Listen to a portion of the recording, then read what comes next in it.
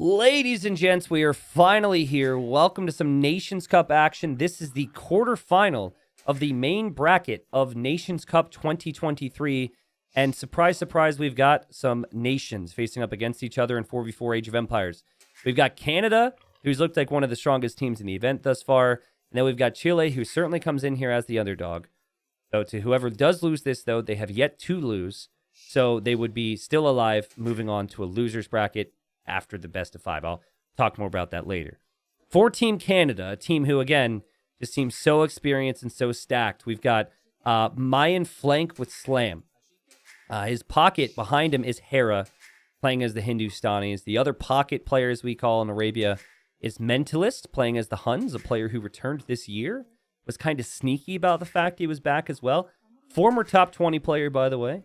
Beastly guy. And then his flank is another returning player, former top 5 player back in the mid-2000s, and actually top 40 on the ladder right now, though he doesn't play in a lot of 1v1 events.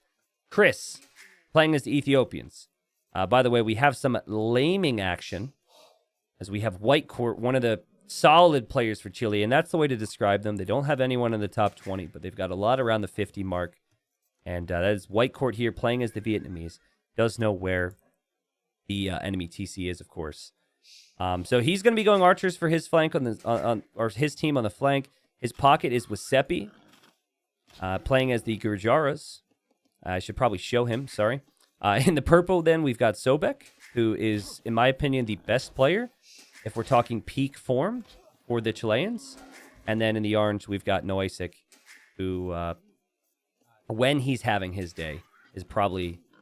it's a fight between him and White Court on who's number 2 and who's number 3 there. All really, really good. Again, like, if you look at the 1v1 rankings of the Chilean team, we've had Noisik, Sobek, and also White Court in the top 50. And Sobek, if you pay attention to Titans League, was in Gold League this season, and Sobek got promoted to the top 24 in the world to Platinum League. So, he's a beast. The expectation on Arabia, guys, is that we will have the pockets, so the middle players, if you look at who I'm motioning to. These teams are going to go scouts, and then the flanks are going to go archers. That is the pretty well-established meta at this time. There will be a lot of other maps that will incorporate water. We actually have an amazing mix of map pool. We will have Black Forest as a potential map, Migration, Team Islands, and I'm forgetting one. I forget what the other one is, my apologies. But anyways, it's a good variety. If we were to see 5 games, we're going to see 5 very different types of games. So, fun fact, actually, this is pretty crazy. Hera, if I'm not wrong, back in 2017 when there's the Nations Cup, was on the bench for Canada. You had Chris, you had Mentalist, you had Slam. Who am I missing? They would have had to have had a 4th. It's actually, I could be wrong. I obviously did cover the games back then. It's been 6 years now. He was an extremely talented player back then, but he wasn't quite as experienced as some of the big names. Oh, I'm being told Chaos Pit was the other map? Okay, thank you. But yeah, Hera wasn't who he is now, back in the old Nations Cup days. And back then, we had some pretty big reputations for the others. But Hera, one of the best 1v1 players in the game these days. Really good team game player as well. And I expect just non-stop scout into stable production from him. And the thing about team games, at least on Arabia, is you just have a job, you stick to it, you work with your teammate. There's no tech switching of any kind, at least for the most part, so Hera should be very strong there. I might be thinking of the 2015 Nations Cup. When was the last Nations Cup? It's been a long time since we've had a 4v4 Nations Cup. There were the 2v2 World Cup, one of which I had hosted. There were other team game tourneys, which involved countries, but they wasn't quite to this level. So Slam going up quickly here. And you can see the Eagle and the Scout from the Chileans working together here to see what Slam's up to. And we have very fast uptimes here. And look at this. Do we have no loom here? Oh, wow, that's really interesting. Great work from Slam and Hera to work together. They could kill more Vills. So a lot of times players are trying to go up without loom because they want to be up that much faster with their archer range. And the recognition from the Canadians that no loom means you could kill a villager was there. And we're going to see them dive again before loom comes in. I still feel like a villager is going to go down. Loom is on the way now. But look at how much work Noistic has had to do already. So many villagers pulled off of wood. Just now drops the range. So pretty aggressive over there. On this side, White Court has gone for some really awkward walls. And here you've got Chris with the Ethiopians, faster firing archers going with his range. Now, Civ-wise, and we talked about this before, YouTube, you wouldn't have caught this. Another villager down for this player here. Canada's wasting no time. The starting scouts are wrecking everything. Maybe not everything, but it is worth noting Canada's the big favorite, and they also drafted a lot heavier towards this map. I think their civilizations are way stronger, particularly on the flanks, Mayans and Ethiopians. I think Vietnamese are not a bad archer civ on the flank, but I don't put them at the same level as the other ones. All right. Someone says, I know it depends on the team, but do you have an opinion on the best team game players? Yeah, again, a lot of that depends on the team, like you said, so it's kind of tricky to answer that. Slam's going to lose his pigs! Slam lost 3 pigs there. What in the world? So I'm actually going to rewind to show you a strat that players use. Okay, so I imagine he stole the pigs for a second. I remember Slam having this issue in another tourney. Okay, so Noistic is angry he lost the vills. He sees this. The garrison happens, so now there's no blue unit. And what you do, you weave back and forth, and the arrows will actually hit the pigs and kill them. Dang. 300 food. Maybe even a little bit more than that down the drain there for Slam, right? Because he is Mayans. A great job from Sobek and Noistic to make this awkward. I know Anatov's a really good team game player. I don't know if I could put him in my top 5. I think he's super good. He deserves people bringing him up. Couldn't put him in the top 5. I mean, best team game players, you probably have to put Hera in that equation. Leary, Viper. And I think I would maybe put either Yo or Tato if I had to choose a 4-man team. It'd be really tricky. The argument against Yo is he's typically pocket, and I think I prefer like a Hera or Viper pocket. And then Leary on one flank. I don't know who the other one would be. But yeah, a lot of the best 1v1 players are also fantastic in team games. But that could be tricky because you're talking about who are you teaming with, right? Who makes you shine? Best example of that was the 2v2 World Cup a couple years ago, where you had like MBL and Viper with the star power for Norway. If you never watched that final, it was Lix and it was Yo. And they were doing some fantastic things against the Norwegians in the finals. So scouts and archers meeting up on all sides. Sorry for, branching out a little bit, answering some other questions. We had an early tower here from White Court, which I appreciate because I'm sure Canada on some levels, like, what's he doing here if he's not taking that disgusting, putrid main gold? God, I mean, that's painful. And lots of armies moving together, but we do have the army from Slam, and he has moved forward on his own here, hoping for some revenge for the pigs, and he got a little greedy here. And he's actually going to put himself in an awkward spot. He then puts Hera in an awkward spot because Hera shouldn't be engaging there. But Hera gets away without taking too many losses. And you can see just how good these teams are at the meta games here on Arabia. Great job here from Chile on this side. Slam not sticking with Hera at all. And that puts more pressure on Hera, obviously, to produce a little bit more army. But I think Slam, just your Mayans. You have cheaper archers. You're up against the Incas. They don't really have any exciting bonuses to work with. This is not the new patch. This is the old patch before Incas. We'll see some fun changes. And Slam still going to be fine, right? Very easy for him to recover from those numbers. But he's going to sit at home now. And we have scouts, and we have the camel scout from Wasepi moving through. And trying to find damage here on Chris. And I was explaining this. Well, I wasn't explaining it to Dave. Obviously, Dave knows. But Dave and I were talking a little bit about Canada. Dave was like big Canada fanboy, obviously being Canadian. And I told him, I was like, listen, the weaknesses that Chris has as a player, having come back to the scene in 1v1s, they're not an issue for how team games are played. Again, as I said earlier, you pick one unit, you stick with that, and then you macro, micro, whatever. You don't have that many tech switches.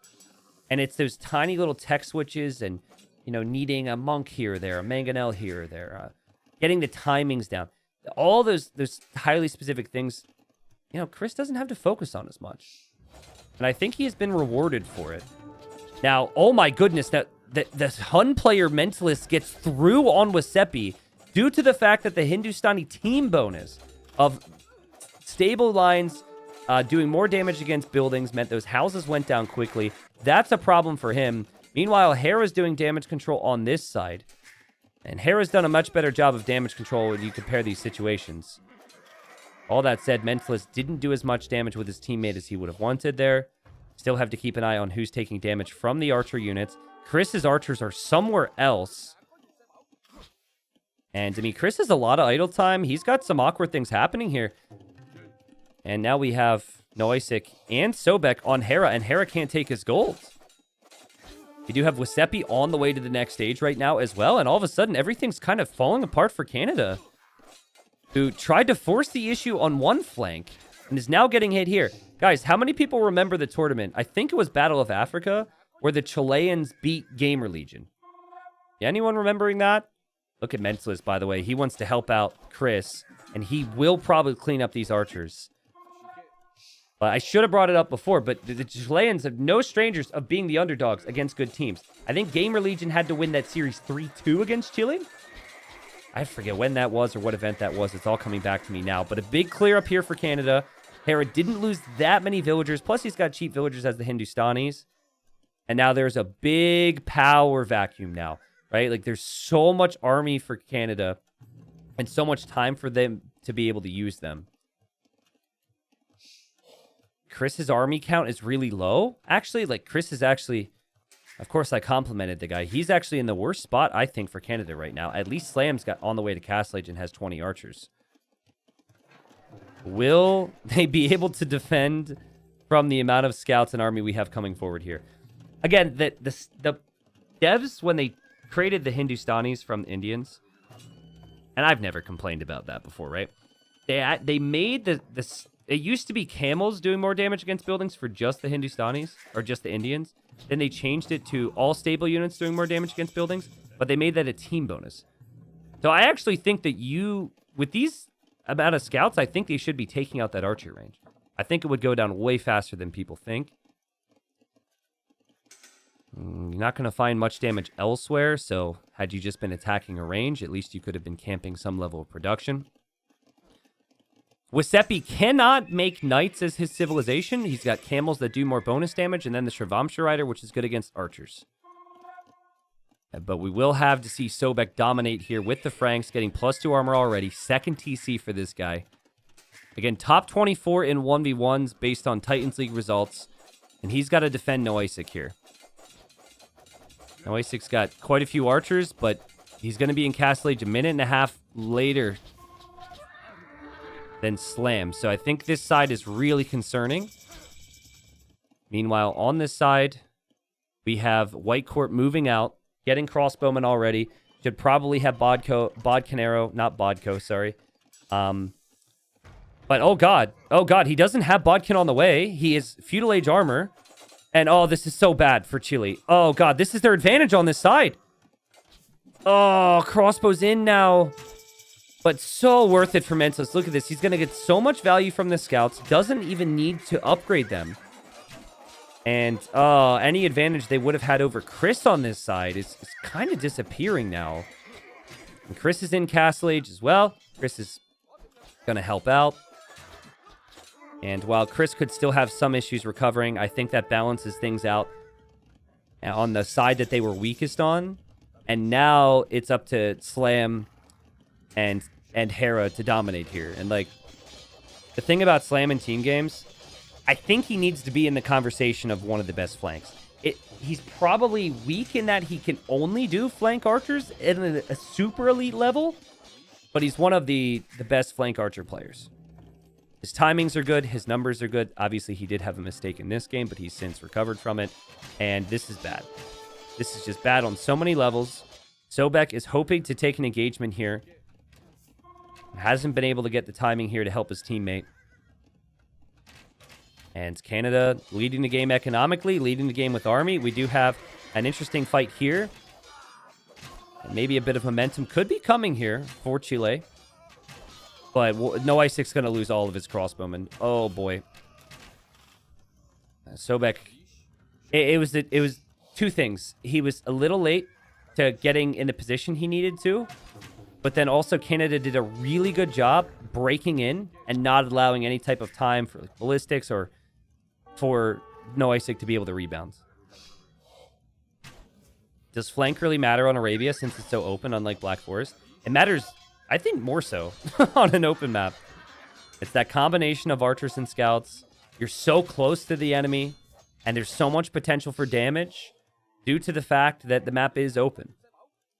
Whereas on other maps, you could use how closed it is to not make army, to not have to really compete for space. I think this has reached the point of the game where if Canada wants to win, they just need to make sure they take no risks over the next couple minutes and build up towards a big old fight, particularly with Slam's cheap archer mass. 45 crossbows versus the 17 now from Noisig. But again, if you're a Chilean fan, obviously this game is looking bad. It was supposed to go bad even with just the civilizations, before we even talk about the players' talent. They intentionally did not go for early picks for Arabia. Slam on the other side with Hera. On this side, we've got Mentalist. And this guy came out of retirement. He's been in the top 100 and ranked over the last 6 months. And, I mean, he's out-booming Hera, if that impresses you, and has supported his team with plenty of army here when Chris needed it. He was the one who found the engagement against Red's archers. And now all that pressure, due to the fact that the flank got rolled, goes directly towards Sobek, who's now going to struggle in so many different ways. And you have to come back to deal with this. You can't have Sobek off of gold, otherwise he's not going to be able to make knights in the game. You can't make knights, you have problems. This is so crazy how much army we have here from Canada. The one thing I will say is having a camel civ is from pocket is awkward. Both teams do, but it's just the fact that camels struggle against archers that makes that awkward. Obviously, though, if you have the archer player who's ahead, then it's not as much of a concern because you can move forward confidently. Also, love this from Hera. Again, like you melt buildings so quickly. Why would you not just go for the stables? 71 Vills for Mentalist. I am a Mentalist fanboy. If that was not already established. Actually casted with Mentalist. Used to hang out on TeamSpeak with Mentalist as well. Like, I was so excited when he came back to the scene. And we've got a really big fight here. Feels like if Canada win this fight, they might snowball to victory because Sobek needs to have a good game to have a chance here. He is the Franks. Can he do it?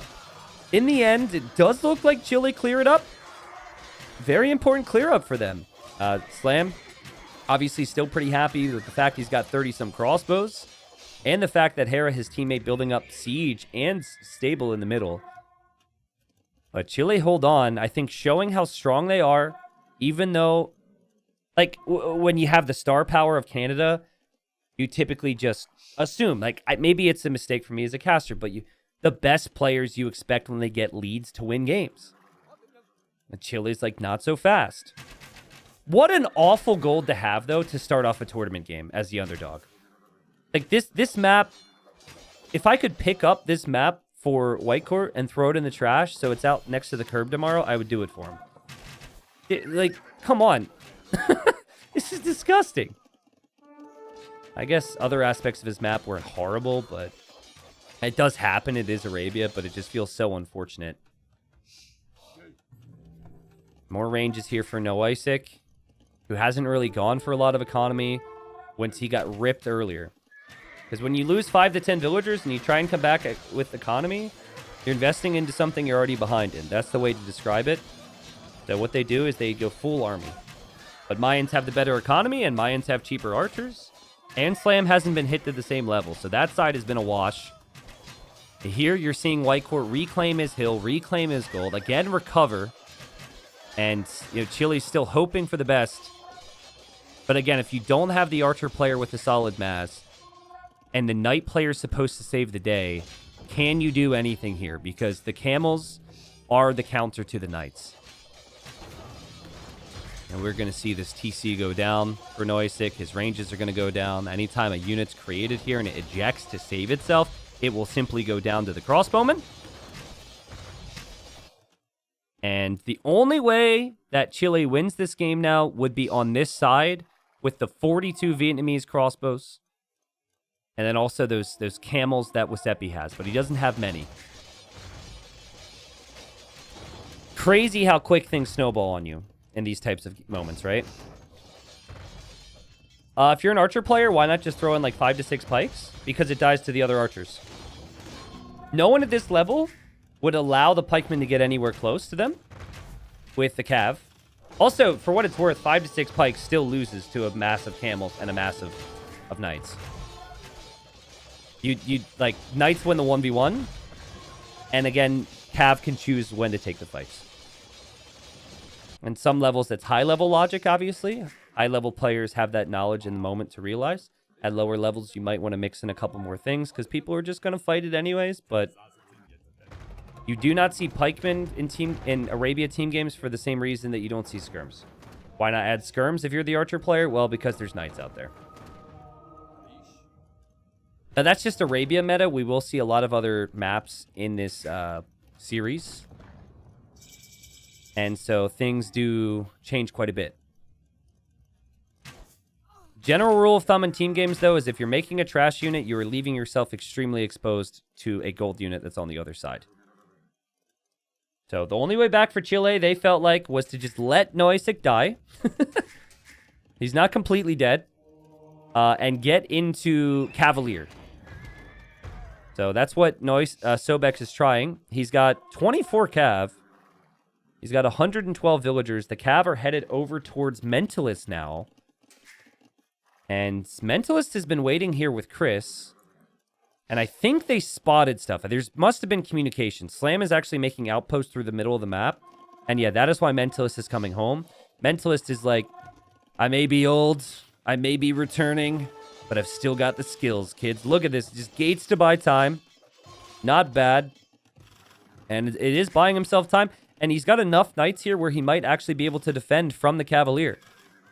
Because it's 28 Cavalier at least on the map. They're not all here, of course. And there's 40-some for Mentalist. Hera also here to help out his teammate. Isn't needed as much on the front right now. And he still has units on the front with Slam. Canada are just smothering the opposition. They're completely bypassing the Incan flank because they know the Incan flank is kind of a non-factor.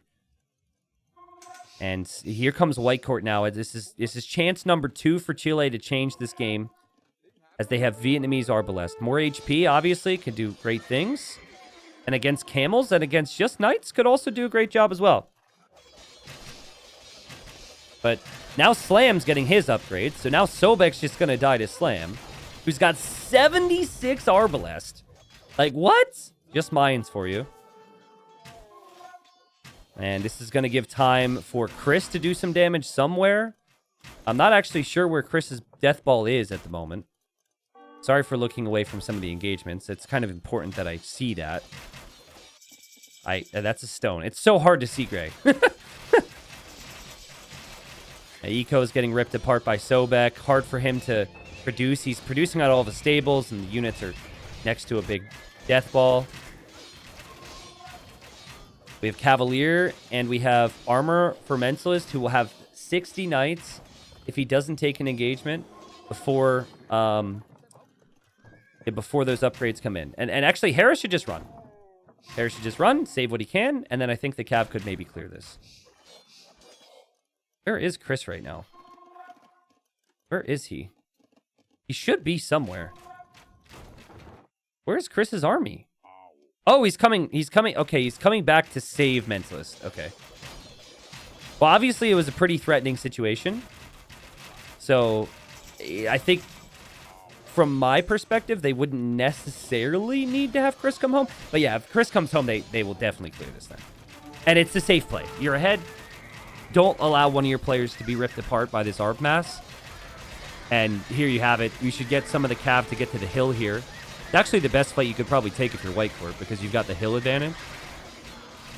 But I think numbers will dwindle for Chile. And Chile, though they put up a really good fight here, simply couldn't compete, particularly on the flanks, I'd say.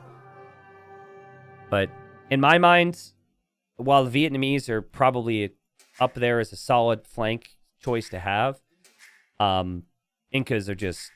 Like, sure, Incas get good archers, but Mayans have a sick economy, and Mayans have ridiculously cheap archers. And I think that goes a long way. And I still would prefer the Ethiopians on this side due to the faster firing.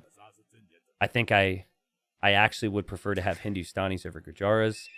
Huns and Franks, maybe you give a slight edge to Franks there, but I think we saw Huns, or Huns as we say, there from Mentalist.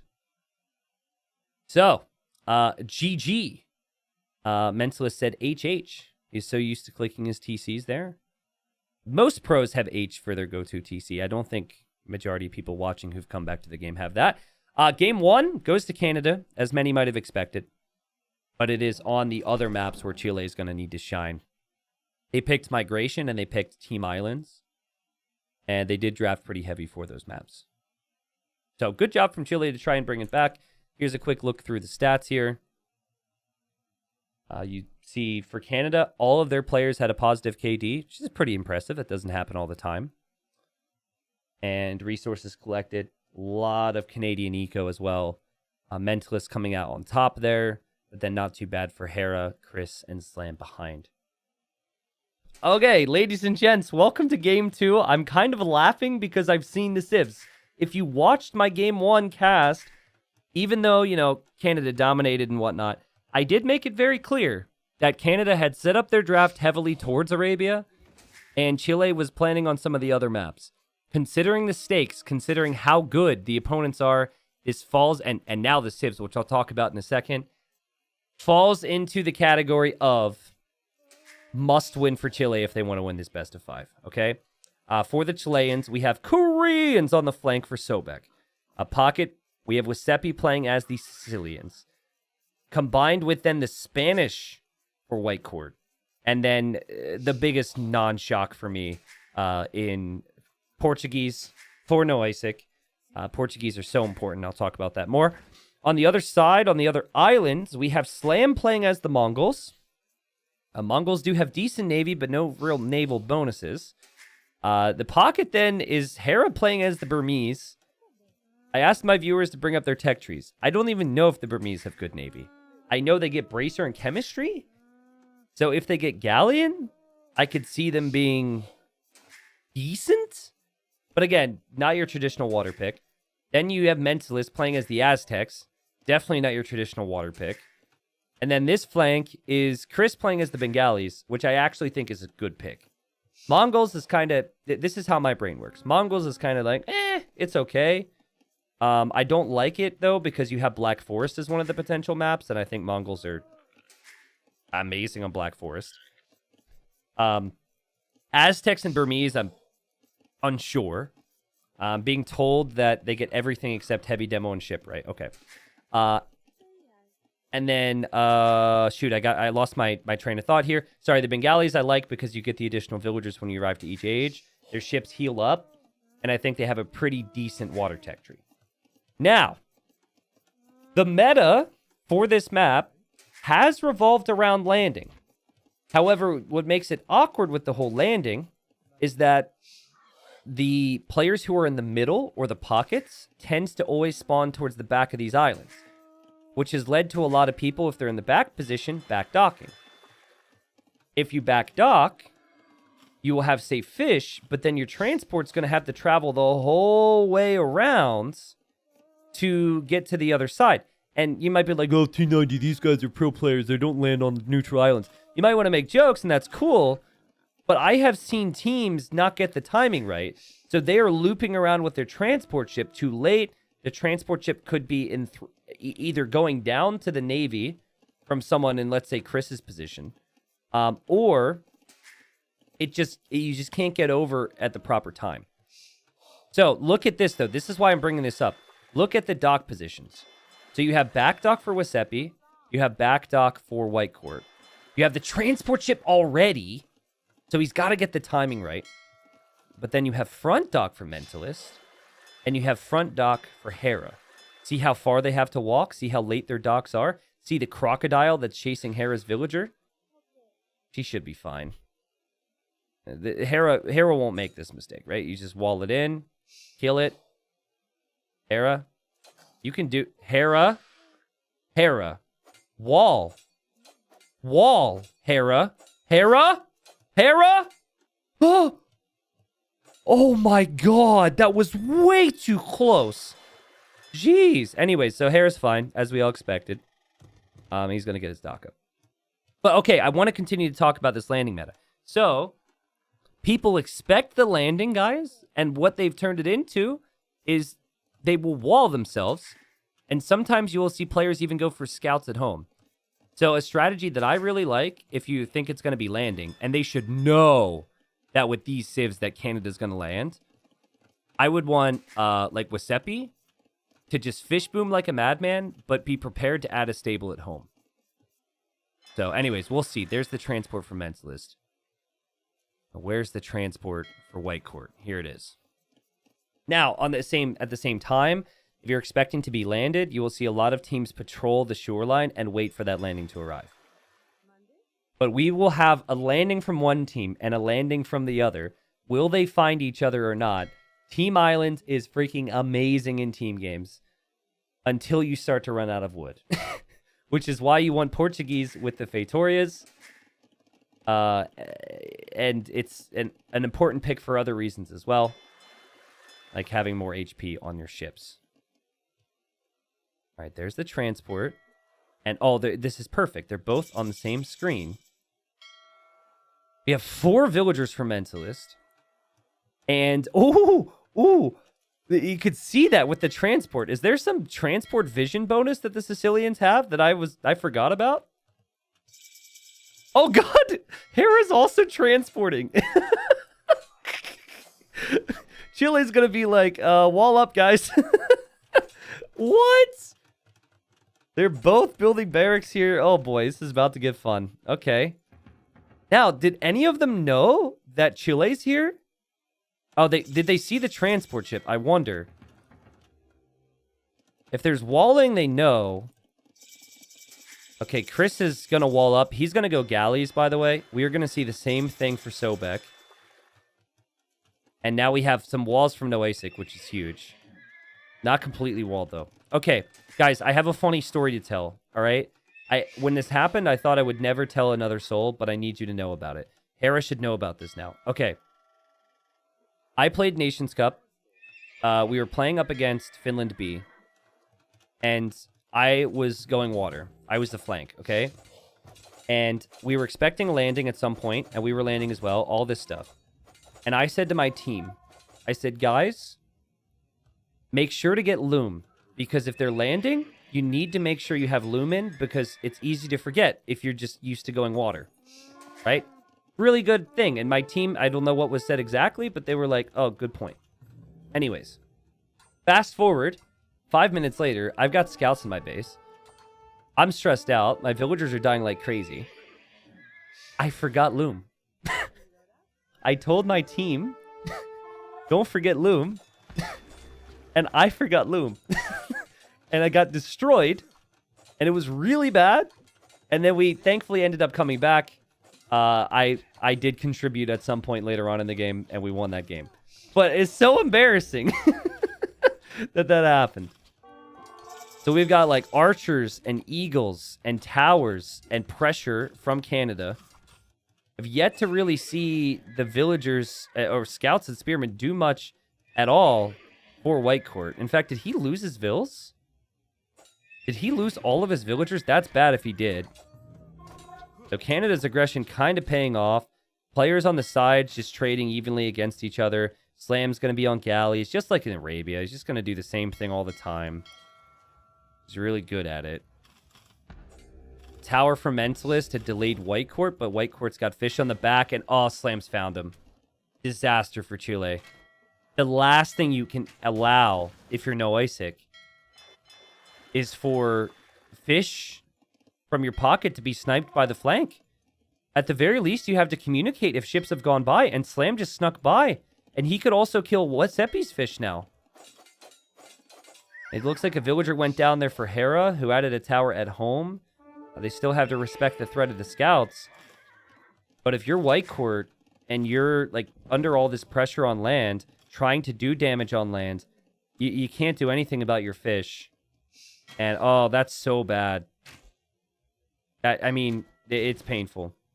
Like, okay, so let me just break it down even further. Slam, he's expected to, at the very least, be like slightly better than Noisik.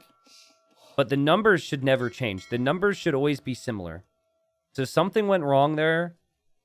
Because if you're both going for the same build order, if Noisik were to, be matching Slam or even be slightly behind Slam, he would at least stop him from passing.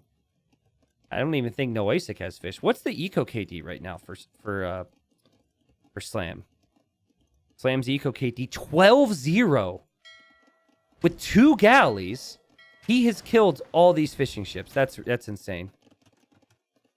Wow. Unfortunately for us guys, it looks like this is just going Canada's way, and this game might not go on for a long time at all.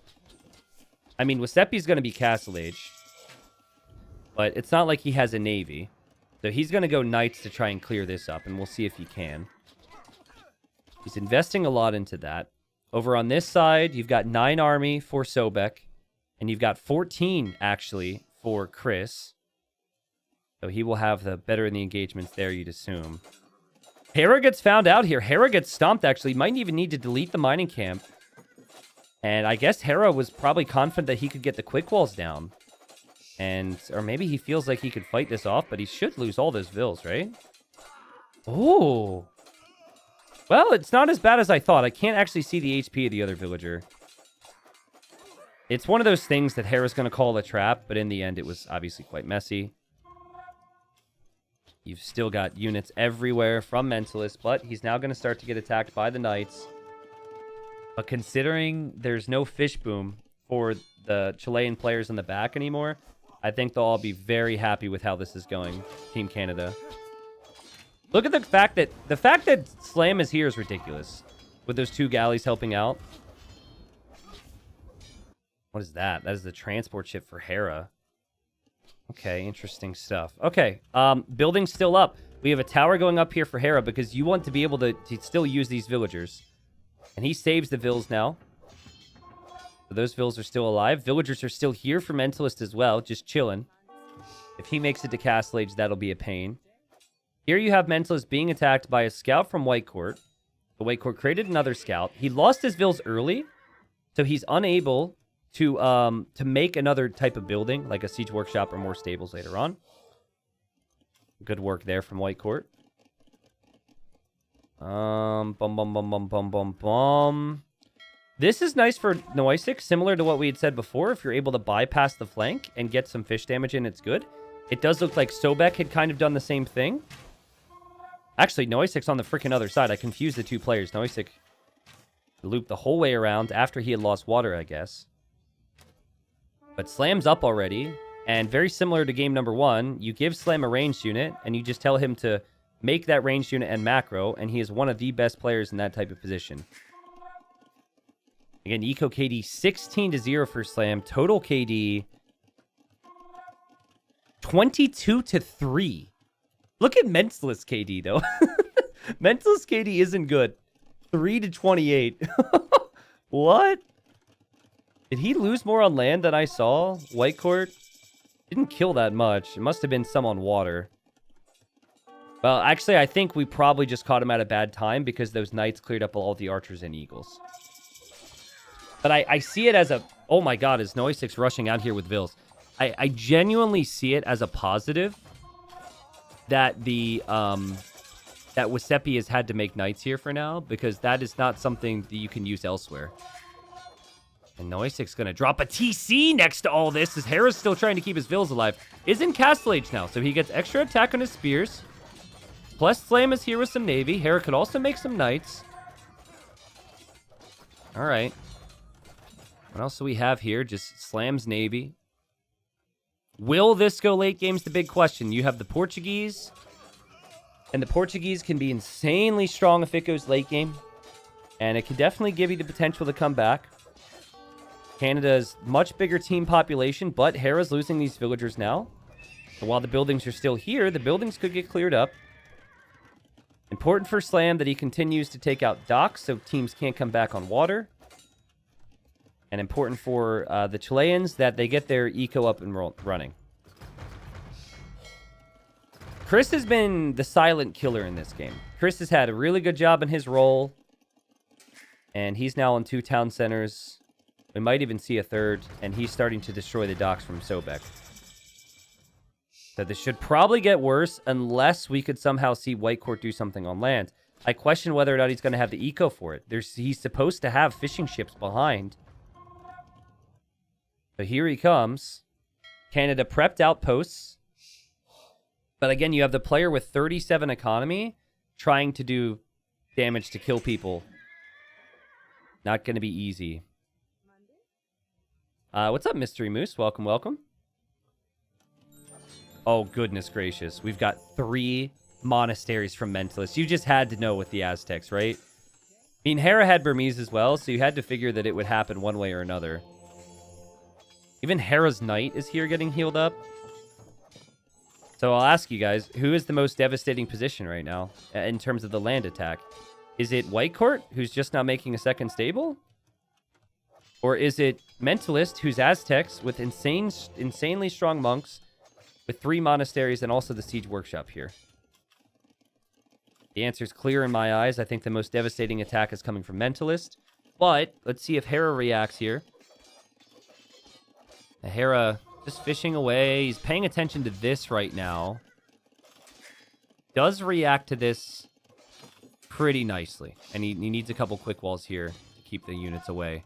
Actually, he traps those. They're trapped. Okay. Enjoy your stay. And Hera's going to tower for a couple scouts? Okay, well, he thinks better of it. How's this push going? A knight just got converted here. Bit weird how Canada's pockets are so far behind in score. No, I don't think so. Because the amount of army and the amount of kills that the flanks have. And the flanks have more economy as well, right? Like, Hera's actually in the worst position for Team Canada. And he actually, I think in some ways, contributed the least if you think about how this has played out. I don't think Hera's landing accomplished near as much as like Mentalist did, but it might have opened the doors for Mentalist to have this level of success. If there wasn't a second person here, Mentalist might have been killed off much faster.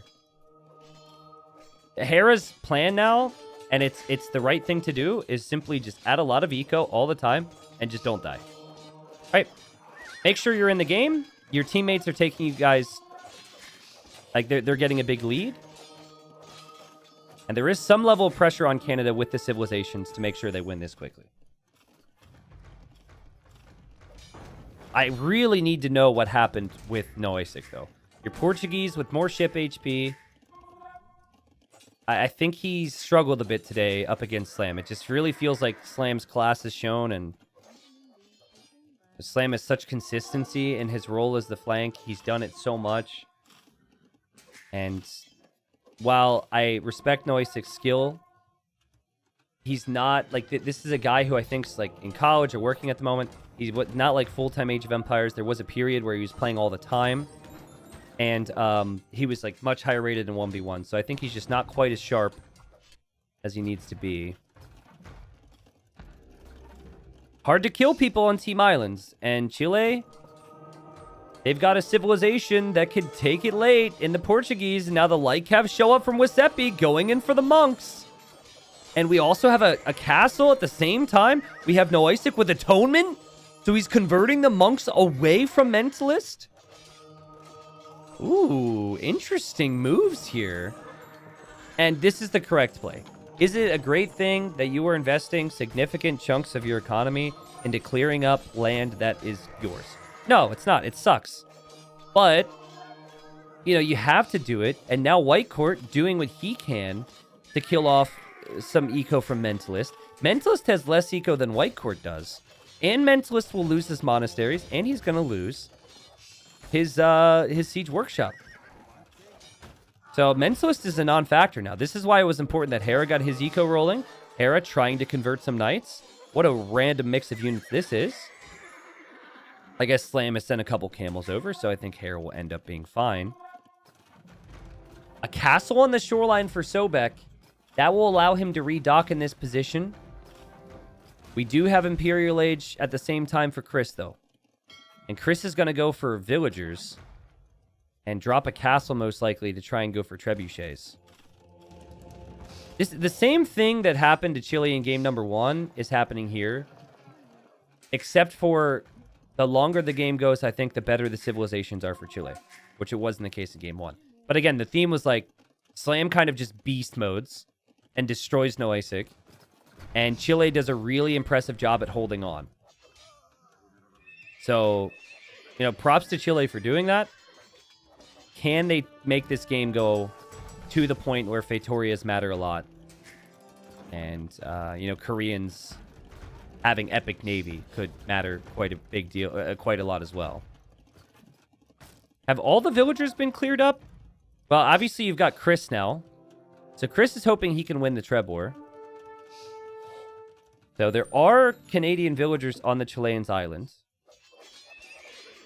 It looks like these buildings are going to start to get converted. So both teams doing a good job at dealing with the buildings that could produce army. But this is funny. Look, the monk is sitting between two camels because that light cap's going to hop out to try and kill it. And... Oh, what a play! What a play. That was so good. I wonder if that was intentional from Slam to sit on the opposite sides of the monk. Or even I wonder if it was intentional from Mentalist to sit the monk next to a palisade wall to make it more awkward to engage. I really like Chris's position, though. Chris still has 30 navy versus the 0 from Sobek. Matches his imp time. And is going to have trebs. And Sobek doesn't know he needs trebs. He knows he needs navy. That castle is in the perfect position. I don't see how it's possible to come back.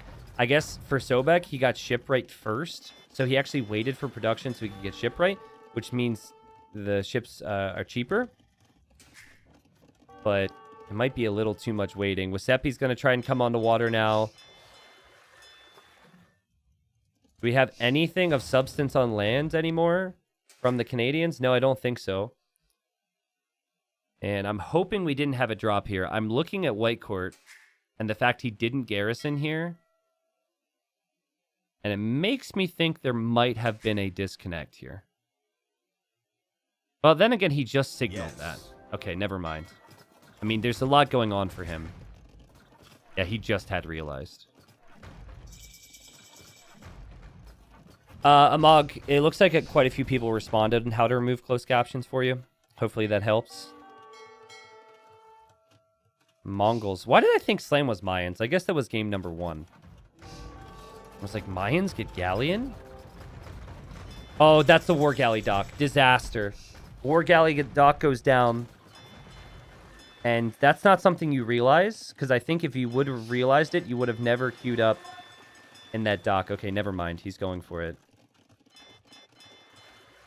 So it's going to be fast fire ships, but you have to complete war galley first and then research fast fire. Meanwhile, there's 38 galleons, a bunch of trebs from 2 castles for Chris. And Chris is dropping stables to raid on land.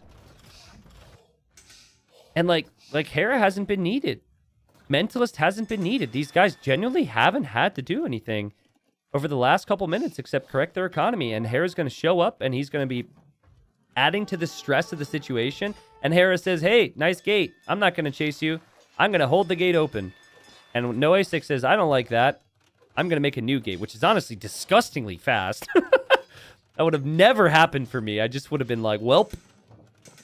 I guess Hera's going to run into my base now. They even tried to wall here, too. Man, they're really trying to delay this. We have elephants! Bengali elephants! They're really strong. They also resist conversion, which is kind of cool. But dude, like Canada's doing so much, right? They're going to start trading as well for gold income. There's just so many different things that they're doing. They're so far ahead. And to me, it feels like even the Trebs should go down here to the elephants. That should be Chris's target. And it just feels like constantly, every time I look at the situation for Chile, they're trying to put out a fire that's happening in their own base. See Mentalist's reaction time there? Probably forgot about those monks. Now he sees them. Hops out of the castle, instantly gets 3 conversions. He won't get the third. He will get the third. Fast fires show up here. Took some time, obviously, for Sobek, who's the top scorer for his team.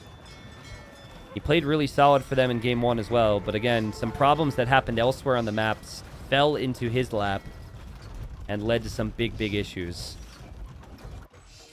And you are the underdogs if you're the Chileans. You have the better civilizations for this map. And you have Portuguese. And the Fetorias have brought teams back from the dead before in this tournament. That being said, we don't have a single Feitoria. He's actually got really good economy. He's at 157 vills and counting. He's stressed out, guys. He's still producing vills all the time. Hasn't realized he's over booming. That's obviously not a great thing. Oh, Slam just researched nomads. Are we going to see him delete his houses? Might be the first competitive nomads use on Team Islands. It makes sense, though, for like, trade space. Might see that in Black Forest from time to time. What are these guys' elo compared to Hera? Sorry, he's the only name I recognize. They all have insane elo. All these players, except for Noisik, are currently top 100. As for their rank, Slam's like 24, 2500. Chris is like 2300. Mentalist 2200. Again, you're talking elo, right? Sobek 2300. Wasepi 2K. White Court 2300. Somewhere around there. But obviously the coordination as well for Canada, who've been around a very long time. You have Chris in his mid-30s. Again, it was former top 5 player in the world. I think Chris, like, if we were to make a... If Age of Empires were to end tomorrow, obviously hope that doesn't happen. And it won't happen. But if it were to, I think Chris would be in the top 10 players of all time in terms of his accomplishments. Just has not made those accomplishments over the last couple years. But has been back. Not competing in events a lot, but always took Nations Cup very seriously back in the day. And the dude has shown he's super solid, man. He's super solid. The population's pretty wild, right? The fact that the Chileans are only 90 behind. But I mean, look at Hera running through with elephants. Holding another gate open because a unit from the enemy ran through. And I think going for elephants is... It's more of a send a message type move. It could be seen as a waste of gold when you're up against Halbs. A lot of times on Team Islands, you might just go for Halbs and Siege. And then use all your gold for trade in these moments, which Hera's not doing. Because the idea is if you waste all your gold on elephants, and they push you back, and then they have killed you but been adding trade, they would eventually have long-term gold eco. Which you would not, right?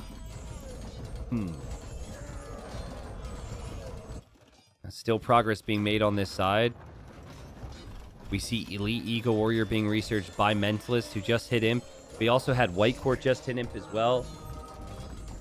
Hera casually building a castle right in the middle of the island. He's going right through the heart of Chile.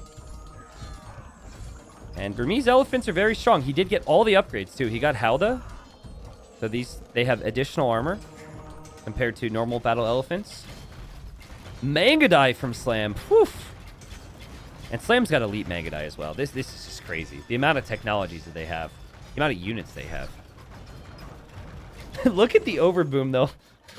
Oh, Sobek. 164 vills. It's so easy to do these days. I feel like back in the old days, I guess we didn't have capture age, so we might not have realized it. But also people cycled through their TCs one by one. And now multi-queue standard, and you can use select all TC hotkeys to produce vills. I've explained it many times, but it's just like in your cycle, in your brain. Create villagers, make army, control army, get upgrades. And so when you're extremely stressed and behind in a game, you have so many different things to focus on, so you don't realize that you're overbooming. So we have 170. The highest I've ever seen in a 1v1 game was 174. And that was actually by myself in a tourney game. So somehow won that game as well. But yeah, the GG's called when he was at around 170. Canada up 2-0. Canada are looking like one of the hottest teams in this tournament, playing very strong, and they basically created chaos through the middle, and they dominated on the sides. But and not to poke fun at Noisik here, but I really need to see what happened on the flank. And like, you're Portuguese. Like, okay, I see it. Look at how fast Slam is. This is how Slam got the edge. Look at this. 153 away from Feudal, 34 away from Feudal for Slam. Slam's build order was obnoxious is what it was. Typically what happens is you have like 3 or 4 fishing ships. You go 2 lumber camps for long-term efficiency because you'll chop through the wood because you use it fast. But Slam, he did not do that, and he used the Mongol hunt to click up faster because you bring in food so quickly. Look, he's like at the limit with in terms of food. He didn't leave many villagers on food at all. And he gets his first 2 galleys out, and I want to see when he moves, if you don't mind, for those fish. They look at the difference. Okay, does he loop? Oh, no, he probably kills Orange's fish first, right? Oh, yeah, there was other things I was looking at. This is just so good. Yeah, so Slam has been amazing. And, oh, God, that sucks so much. Because at this stage, if you're Noisik, you're being told that there's a landing. Just imagine how much he had to go through. There's a double landing coming towards him, so he's got a wall. Then he loses all of his fish. And now, if you chase with those galleys, it's actually a waste of your time because he's already so far beyond you. So the best thing you can do is tell your teammate, hey, FYI, they're coming to kill your fish. But then, oh, it snowballs so fast because this guy's not on gold. He has to make a defensive tower. You realize how much pressure there was on Chile in these moments? So he has to go to gold to defend his fish. And then, oh, God, this guy... I guess purple is also landing. Like, White Court and Noisik just had nightmares the first couple minutes of Feudal. But again, great game and game plan there from Canada. I think Slam has been... I mean, listen, all of Canada has been elite. But I think Slam has been the best player so far for Canada. No one's been bad. Everyone's been good. But Slam at one point had like 80 army on the field in game 1. And in this game, Slam had a 5-1 KD, destroyed 43 buildings, and economically was right up there with the best of his team. Collecting more wood, collecting more gold. I mean, oof.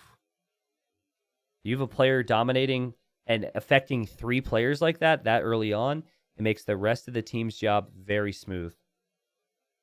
Sick stuff from Slam. All right, here we are. Game number 3, Canada-Chile. Best of 5 here. Let's see if Chile can get one. The games have been close. Like, every game has gone to the Imperial Age, but it feels like Canada, particularly on the flanks, has dominated. So let's start there. We have Slam for Canada, who's been the MVP thus far. I mean, everyone on Canada has been good, but Slam has been elite. And he's playing as the Japanese. His pocket then is Hera. Hera's playing Burgundians. Very common pick on this map. I'll talk about why.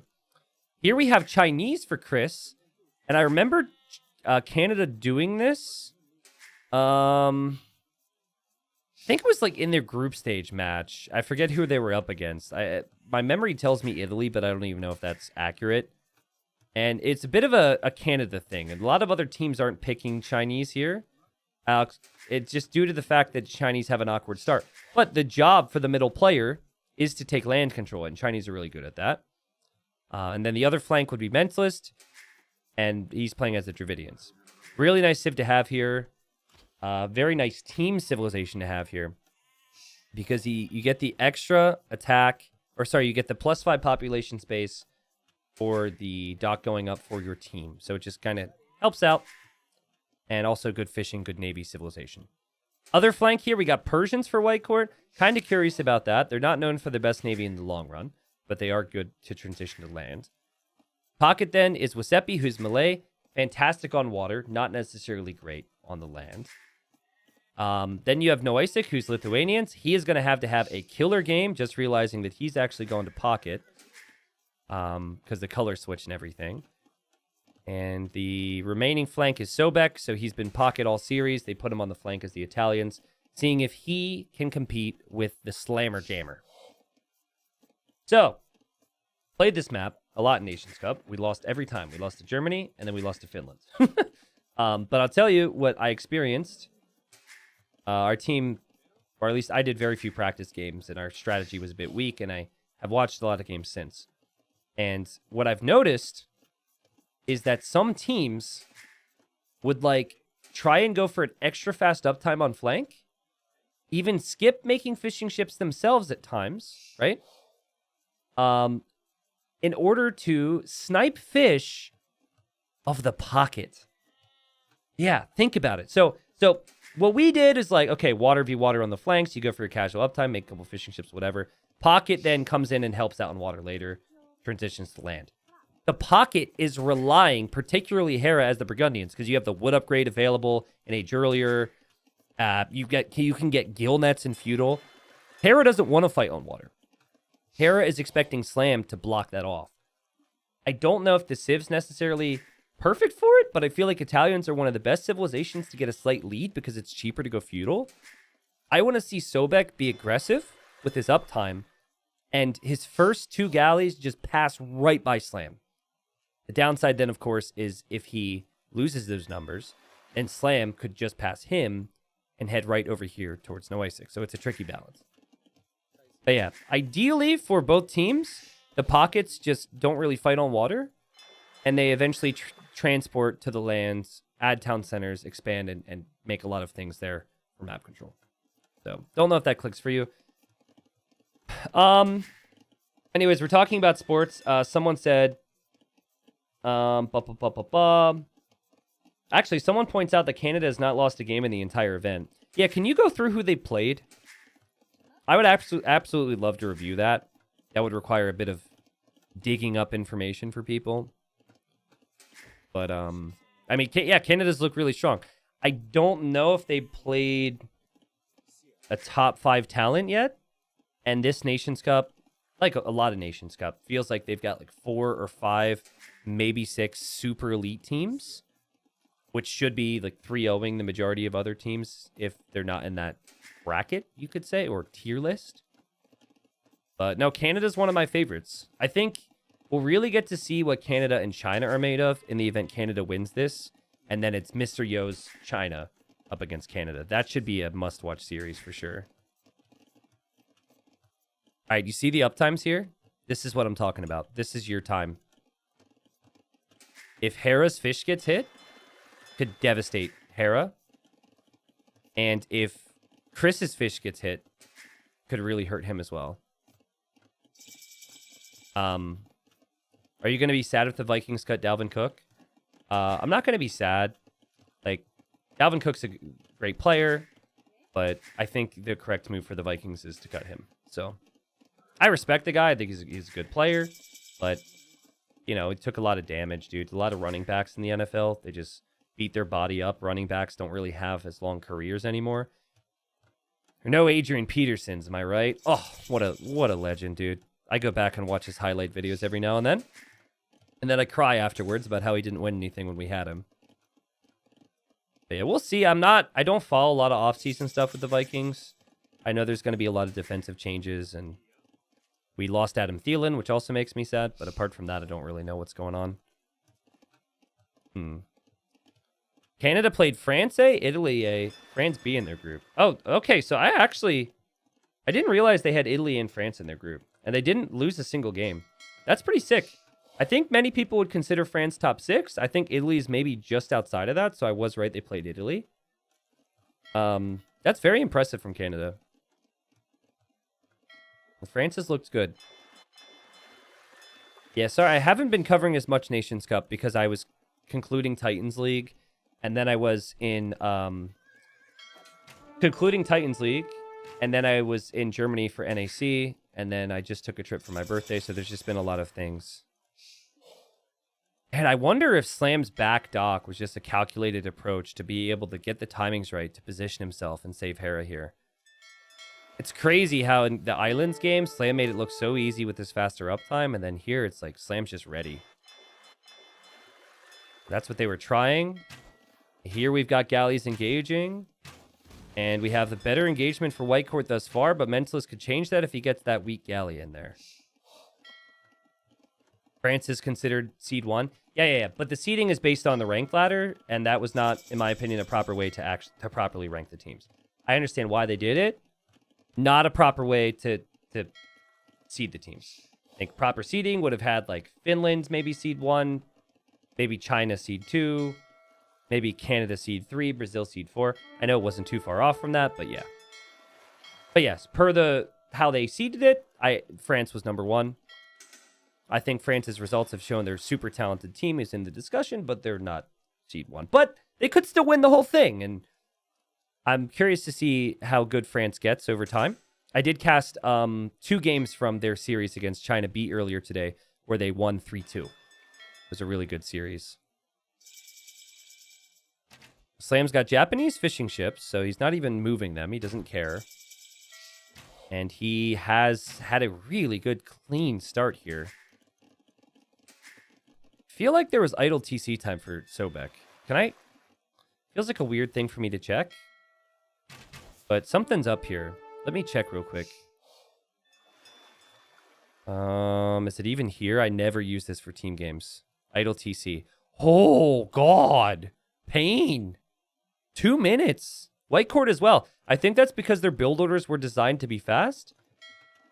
And it was not worth it in this case.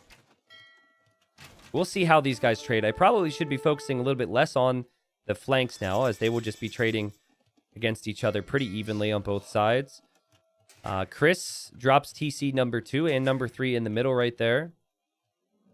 And here we have a stable from Noisik. He's making scouts, and he's searching for things like this. And Chris is building that with just 1 villager. Chris isn't really the biggest quick wall nerd. And Noisik, if he were to notice that's just 1 villager, could deny that. More scouts are headed this way as well. Let's see if Chris will try and quick wall this, or if he runs over here. Oh! That's okay. Well, I mean, he had it. He had the hardest part down, and then he wasn't fast enough for the other palisade. So that Vil goes down for Chris. Great work there from Noisik. He's got 18 fishing ships. Hera's got 21 fishing ships. So much economy. Chris will complete his TC now. All right. Whenever your stream schedule thingy pops up, are those times in a particular time zone? Is there a pop-up for it for you guys? The thing below the stream is it should automatically go to your time zone. However, I've been awful the last couple weeks of updating it. I will update it for this week, though, and we'll have it updated probably tomorrow onwards. The best thing you can do for my schedule is to use the Discord if you use Discord, because I have an announcements channel there. Because sometimes we will have the schedule posted, and it's like, oh, that's from the previous week.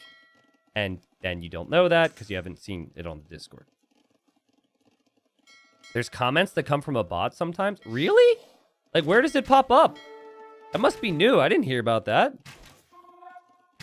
Anyways, castle here for Hera. As the Burgundians, there's some scouts here still. Hera has to be careful. Hera really just wants to complete this castle. And Hera trying to get some quick walls. The Wolf's going to deny that, though. Woo, woo, woo, woo, woo, woo, woo. And let's see if Hera can complete this castle without losing more villagers here. This is really good for the Chileans right now. And the first time that they've really had a lead at this stage of the game, if you look at the previous games, right? It was always Canada getting an early lead. And we even have a knight here. That knight can't pass. It can pass, and Hera dropped another gate. Just a lot of work right now for Hera. He will complete the castle, though. I will say good damage control considering the circumstances. It could have been far worse. And there is a transport now with Seppi helping his teammate White Court to get across. Have we seen anyone on the water get through? It hasn't happened here. But it could happen because, surprise, surprise, Slam is up 2 minutes faster than Sobek. So Slam's going to have his upgrades. And there's a pop-up when someone hits the next stage. So Sobek's going to feel like he needs to force the issue now before these ships get upgraded. But this is a problem. And it's not a problem for Sobek, necessarily. It is going to be a problem for Noisik, who I think has redeemed himself a little bit in some people's eyes. I think you guys have seen how solid he can be. It just... Slam is slam. I like this from Sobek. He's trying to... We have a pause now. He's trying to just pass Slam to get through to kill Hera's fish. But Slam equal to it, or way ahead of him, and just blocking it. This is going to be a bit rough, I think, for Noisik. But, you know, you're transitioning to land anyways. You're starting to farm. It could be okay. Okay, there's a comment from a bot sometimes. If you join, it shows up in chat. Interesting. Honestly, I don't hate it. As a creator, I didn't know that that was there. So I don't know if you guys find that helpful. But that just means we have to do a better job at updating things. So, Knights are out. Unfortunately, the TCs are already up. And Chris Garrison's here. And I think Chris is going to be fine. He could add monks. But I think Hera's just going to use his Coustelier, or... I swear the correct pronunciation is actually Coustier, but everyone else says something different now, so I don't even know. Am I a follower or am I a leader, guys? Who knows? Hera should be able to kill that. And yeah, Hera lost some villagers, but he still had his fish, and will continue to have his fish. Having been in Noisik's position before, it's not fun. You're doing a good job. He's probably doing a better job than I was doing in my games, but... You get the communication from your flank of, hey, there's ships passing. And that sucks. Because if you start to defend your own fish, you're kind of screwed. Oh, shoot. Hold on. We have fast imp here from Wasepi. Wasepi's an imp! Ah, so what our team did was we went fast imp with Byzantines. We've gone fast imp with the Malay, which might actually mean that the fish are saved. What that also means is that this player isn't expanding to land in the same way that Chris is doing, for example, and Hera for Canada. So Canada is prioritizing land more, which in our experience for Team USA, obviously there could have been other factors, it tends to matter more than anything. Big thing for Slam, and this is actually where his weakness as a player could show. You got a sense that if fast fires are coming out, you just need to get land, dude. If your team is transitioning to land and giving you cover, you need to... Obviously, Navy's still important, but you need to start getting transports of villagers and making sure you're not out of the game if fast fires destroy everything. Speaking of fast fires destroying everything, those galleys, Mentalist didn't even upgrade them. They're going through and they will get destroyed. And now you have the fires here, working their way over towards Chris. Chris still freely fishing, actually. So getting the most of the situation as he drops more town centers, more farms, has a castle. Saw earlier Hera was trying to move forward and that there were going to be conversions. It looks like there was another attempt at conversions for Noisik. But again, Hera's got an amazing economic civilization, cheaper eco upgrades, and available in age earlier. He's had the fishing ships. Beautiful move from Noisik to buy his monks a little bit more time for the conversions there. Still looking like Hera. He's just got a simple game here, right? He doesn't have to worry about losing fish just yet. He's got the land eco rolling, and he's sticking to his job quite nicely. This has been a really good game, though. I also have to credit Mentalist for what he just did. He was able to kill fish traps that Noisik was hoping to rely on. Because the expectation is when you have that fast imp player into fast fires is that you will have no issues justifying that type of thing on water. This is the same thing Chris did against Italy. Again, I didn't cast it. It was like last month when Nations Cup started. But he just went castles, Chukunu, and he just crept forward across the map. And oh, Hera! Oh, this is so good for Canada. Killing loads of villagers on the Castle Foundation and also getting conversions there. And the score is really high because Wasepi has a lot of Navy right now. He's also got quite a few fishing ships. But can they get access to land? Now Hera's losing his fishing ships, but he's farming away. He's fine. You know when a scout and the Chukunu are delaying you on land that you've transitioned too late. This is the exact scenario that I encountered. I would always be the fast imp water player. I'd have a crazy score. I'd try and transition to land, and then we're just getting massacred on land. I think fast imping is good, but it can't be your everything, and I think the other aspects of the game have been problematic here.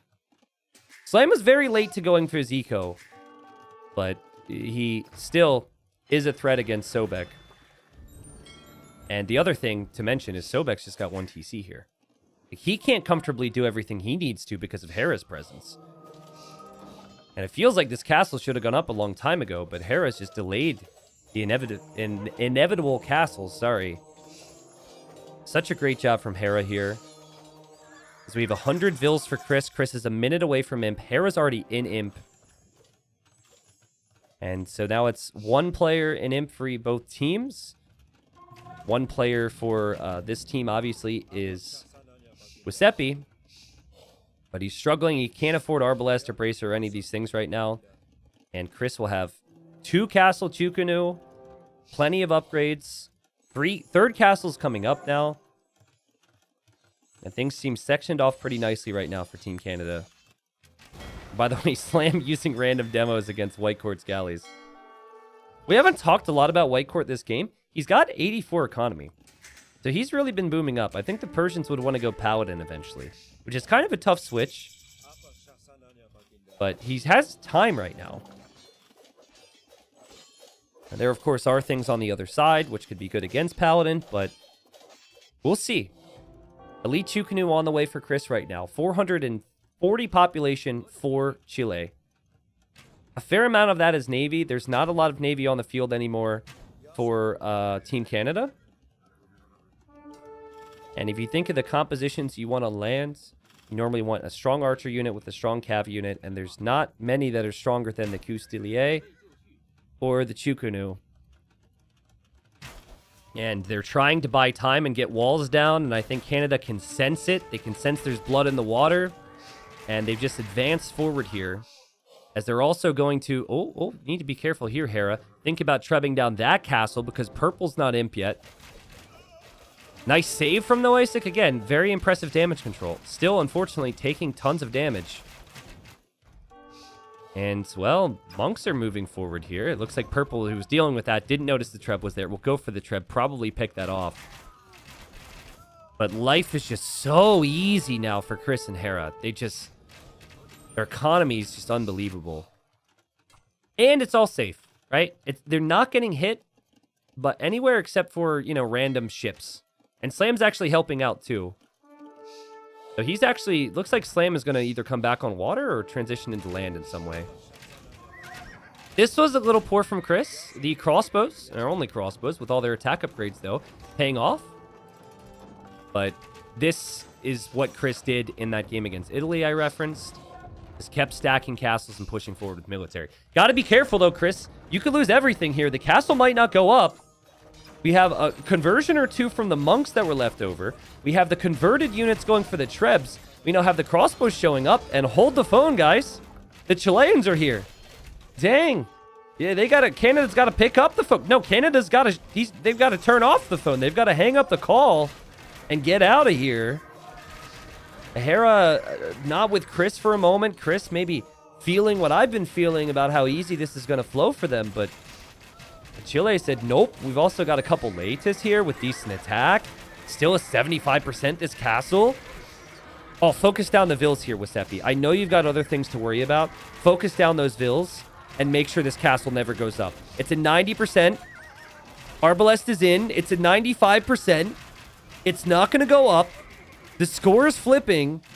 And just like that, Chile's okay. And you've got more castles coming up for Noisik. He's got more army support on the way. We've got bombard cannons from Giuseppe. This also gives time for the other players to come into thick of things on land. Remember, we haven't seen much of Slam yet. We haven't seen much of Mentalist in a while because they did their jobs on the flanks. Great job to take that moment and snowball this to a bit of a lead here, if you could call it that. But Canada's got a population lead. There's castles freaking everywhere. We see ranges coming up for Mentalist. I believe that's going to be Elephant Archers.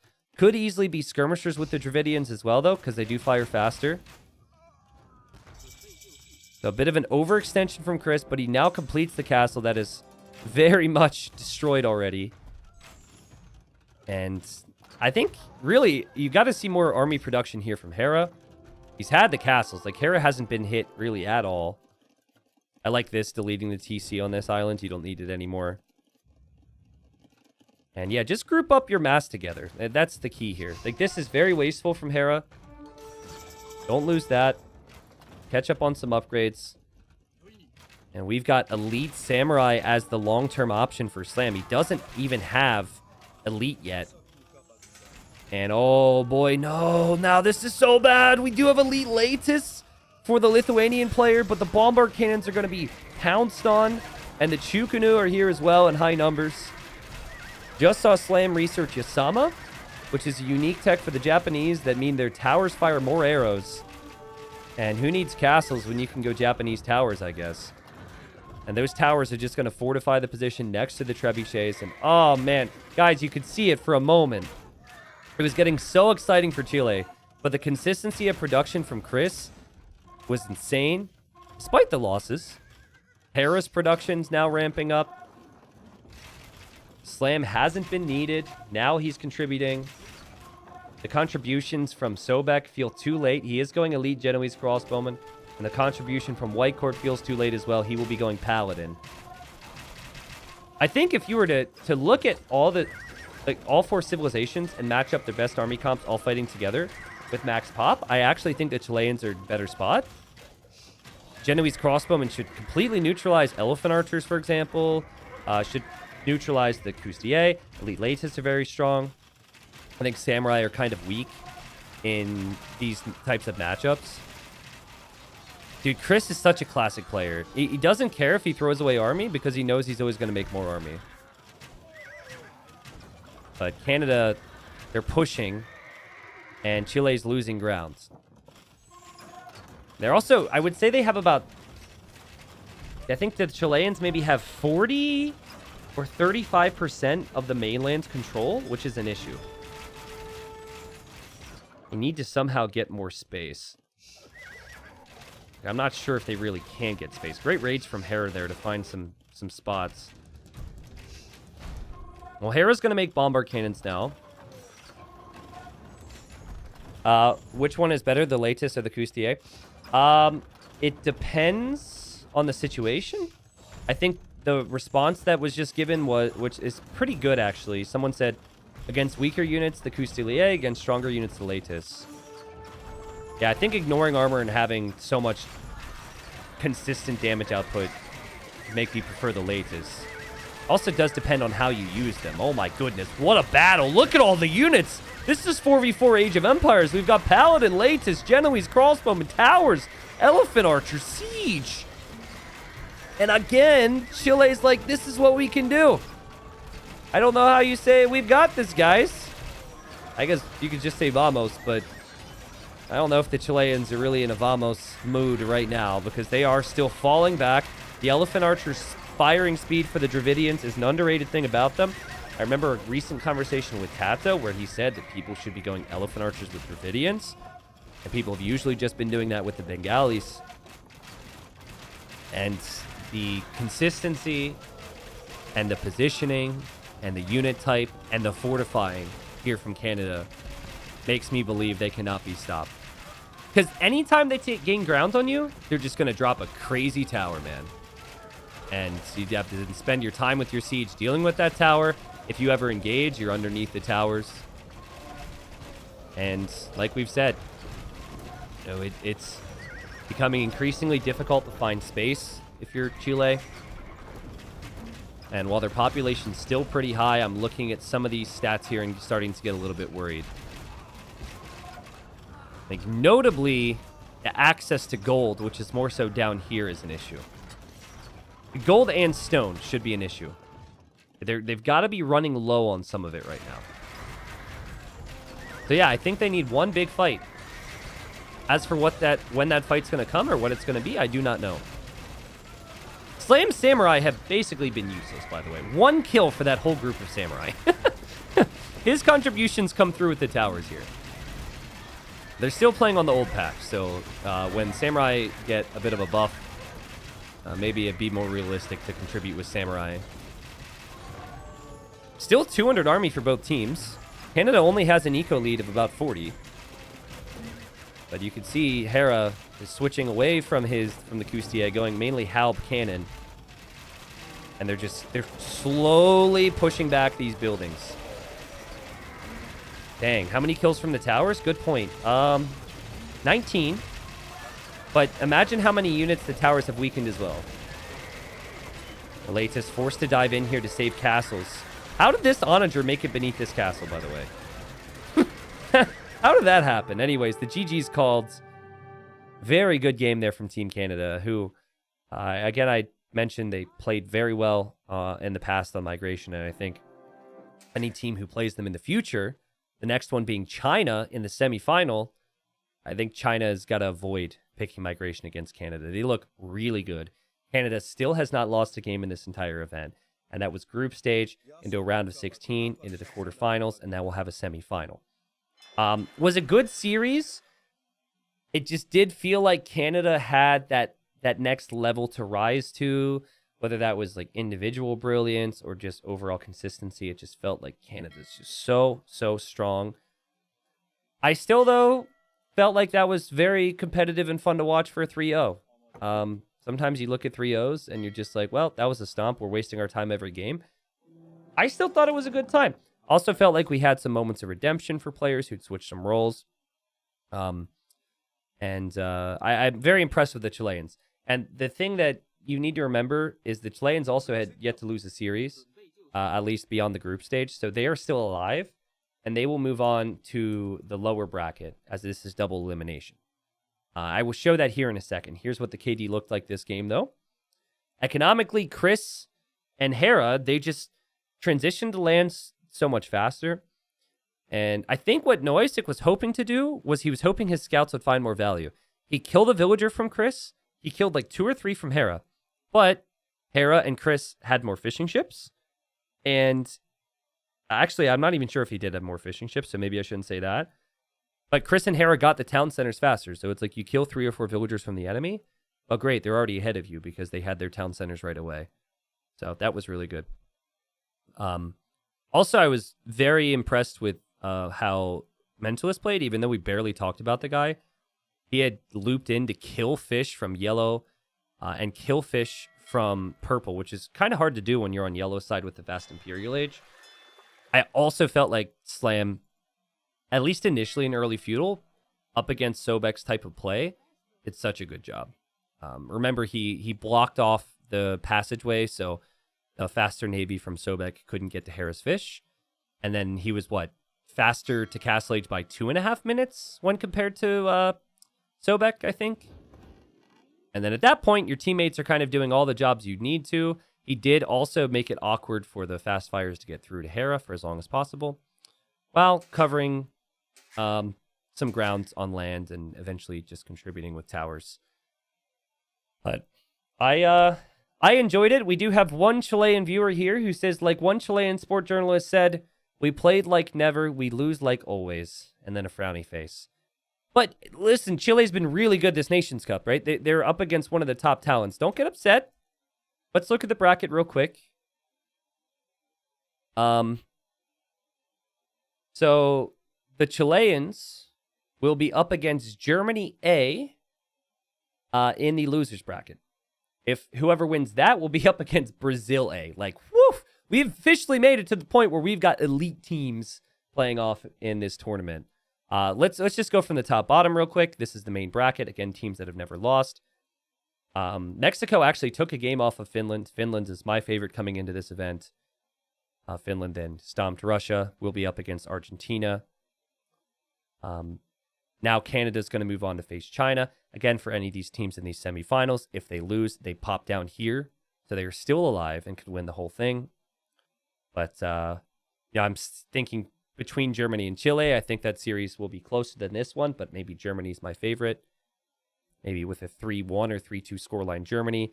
Brazil will probably be the favorite against whoever they're up against there, depending. But Germany's looked super strong. And I think maybe Russia ends up beating Austria. Though Leary's played one game. Leary's a top 5 talent. If he actually plays more than just one game for Austria, you never know. But France is waiting for them. So that's how things shake up. If you're watching this on YouTube, I will be casting. I don't know when these games are going to be played, but absolutely try and cast the semis. But since this is kind of like, it's a bit different, right? Like casting a semifinal normally has a lot of finality to it, but the losers will still be alive, and those are really good teams. So I think I will try and cast all of these sets, but I don't know how we'll structure the uploads to YouTube. As always, just sub to the extras channel, because if I don't consider it worth the main channel, it'll be on the extras channel, which is in the description. But yeah, lots more Nations Cup casting coming up, and that was a pretty fun series.